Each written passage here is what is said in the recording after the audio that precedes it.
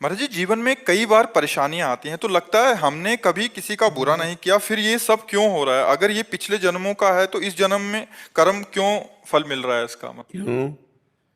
फसल आपने बोई है तो काटना आपको ही पड़ेगा, कोई दूसरा थोड़ी काटेगा।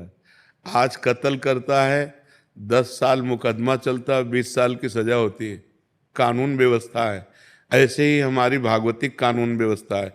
भीष्म जी सरसैया पे पड़े हुए हैं और भगवान से कहते हैं कि मैं 70 जन्म तक देख रहा हूं अपनी दिव्य दृष्टि से, मैंने ऐसा कोई पाप नहीं किया जो मुझे ये दंड मिले कि 6 महीना बाणों की सैया पर। तो भगवान ने कहा 100 के ऊपर चलो।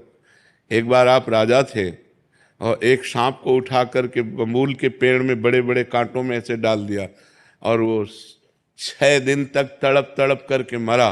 उसी का परिणाम आपको 6 महीने बाणों की सैया में।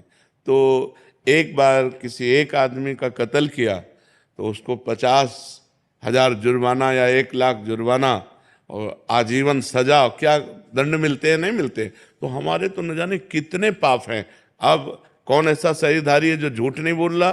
कौन ऐसा शरीरधारी जिससे पाप नहीं हो रहा? ये तो बात कह देना कि हमसे तो कोई गलती ही नहीं हुई, हमसे तो कोई पाप ही नहीं हुआ, ये बिल्कुल हम अविवेकपूर्ण मानते हैं। नहीं, ऐसा नहीं है। हम सबसे गलतियां होती हैं और उसी भगवान के दरबार में अन्याय नहीं है, क्योंकि वहाँ किसी के गवाही की जरूरत नहीं है।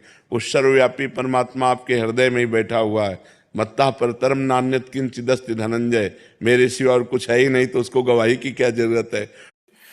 महाराज जी, जीवन में कई बार परेशानियां आती हैं तो लगता है हमने कभी किसी का बुरा नहीं किया, फिर ये सब क्यों हो रहा है? अगर ये पिछले जन्मों का है तो इस जन्म में कर्म क्यों फल मिल रहा है इसका मतलब? क्यों? फसल आपने बोई है तो काटना आपको ही पड़ेगा, कोई दूसरा थोड़ी काटेगा।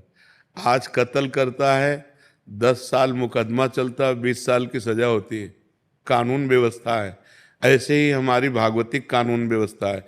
भीष्म जी सरसैया पे पड़े हुए हैं और भगवान से कहते हैं कि मैं 70 जन्म तक देख रहा हूं अपनी दिव्य दृष्टि से, मैंने ऐसा कोई पाप नहीं किया जो मुझे ये दंड मिले कि 6 महीना बाणों की सैया पर। तो भगवान ने कहा 100 के ऊपर चलो।